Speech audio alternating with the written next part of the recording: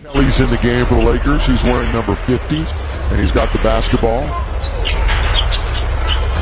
Connect, doubled up, and he still knocks it down. She recently began gesturing your finger at Caitlin Clark and a video that went viral complaining about how Paige Tracker and other white players shouldn't be blind to their privilege. Are you hearing yourself? You're leading the league and excuses, that's all.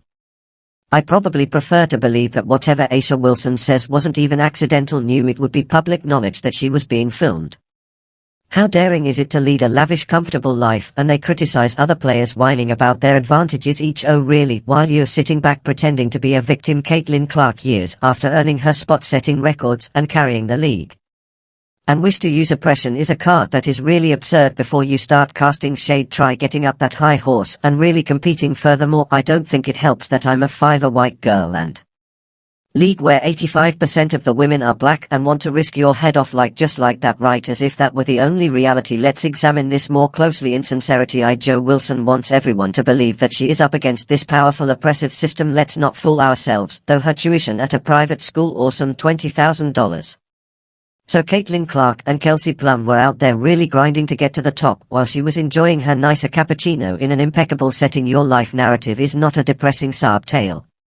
It is the height of luxury. You have a solid family history, or 6 feet 5 inches tall, and have access to all resources. You do sound incredibly repressed. You job that can see and the nasty bitter attitudes that a lot of these players are displaying. I believe that this is precisely one of the reasons why over the course of the last 20 or so years no one has seemed to care about this league and why there is unquestionably a dislike for it.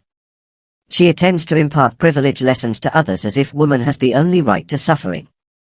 A'ja, my dear, you were given everything you wanted on a silver platter, but Plum and Clark had to work hard to earn their stripes and keep proving themselves because no one was pulling out the stops for them. If having access to the greatest coaches, educational opportunities and predetermined path is privilege, then A'ja, you may want to rule.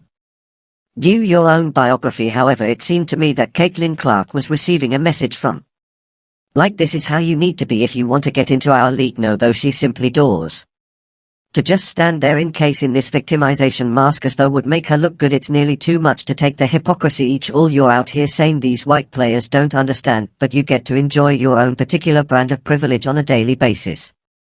Before criticizing others, consider how you came to be in this situation. Many of you were the same people who were criticizing and accusing others up racist, and your support is neither needed your desire. In theory, you should be content with a lesser rating since you're receiving what you want. Thus use caution when making which is due to players like Kelsey Plum and Caitlin Clark earn their place in the league by part effort rather than by waltzing, and on the strength of their skin tone. However, I suppose it doesn't fit into your sob story narrative to acknowledge their hard effort, does it?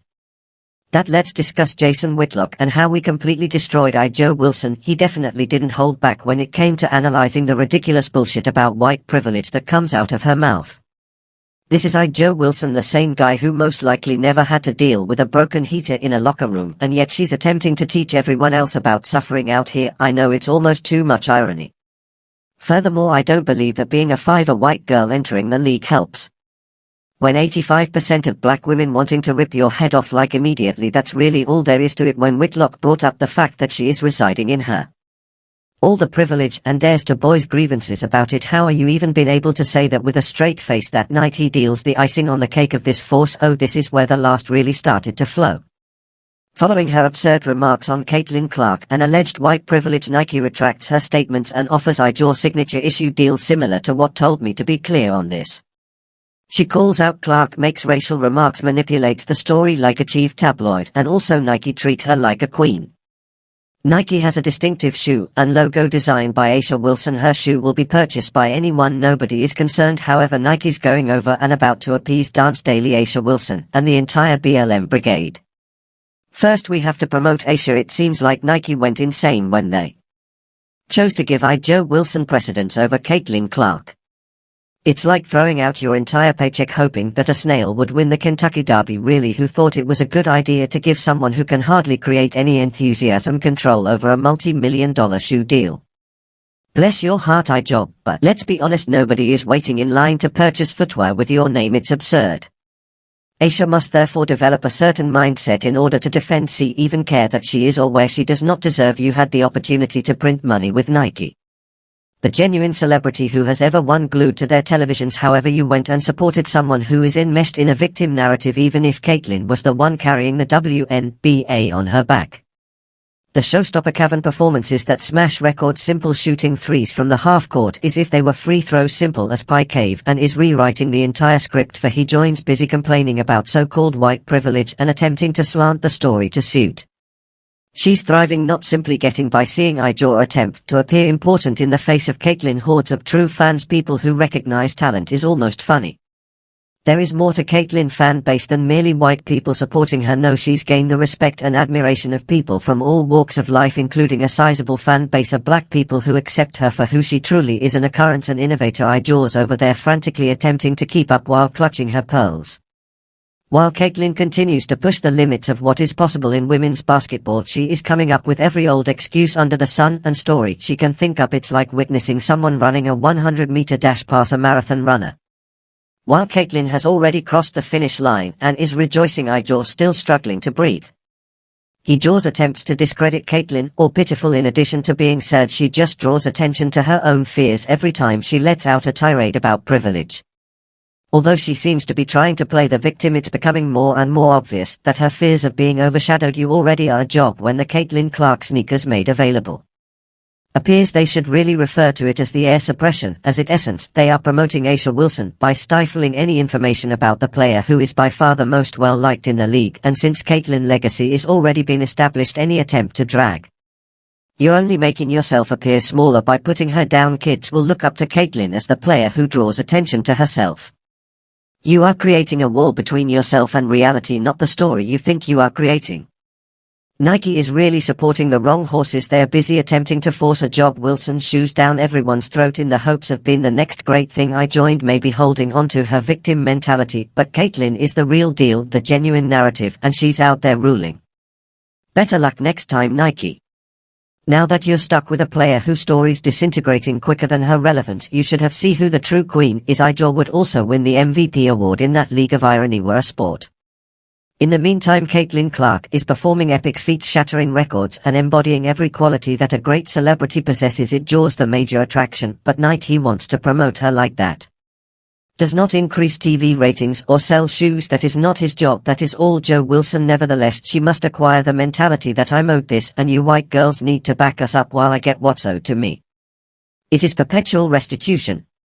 Nike is utterly disregarding the real face of the WNBA because they are too preoccupied attempting to position A'ja as that spokesperson, the true highlight reel and true stars. Cavan Clark viewers want to see talent, not turmoil. Perhaps Nike, you missed the memo.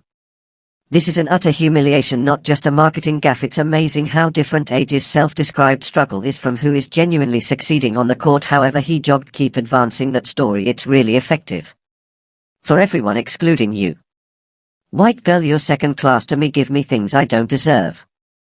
Caitlyn Clark is busy making history and shattering records while A'ja is out here complaining and causing trouble to stay relevant. You can only imagine the kind of tremendous viewership she's attractive.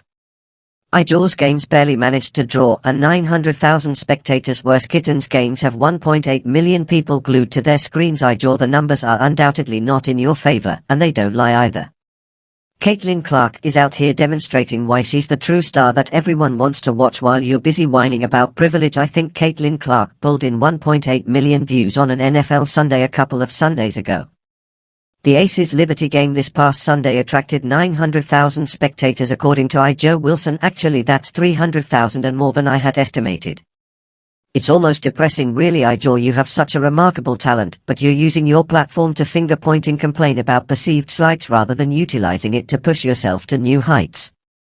Perhaps if you put more effort into accepting your leadership position in the sport and less effort into attempting to be the victim, people will talk about your game rather than your complaints. Because Caitlyn Clark is white, she is receiving attention.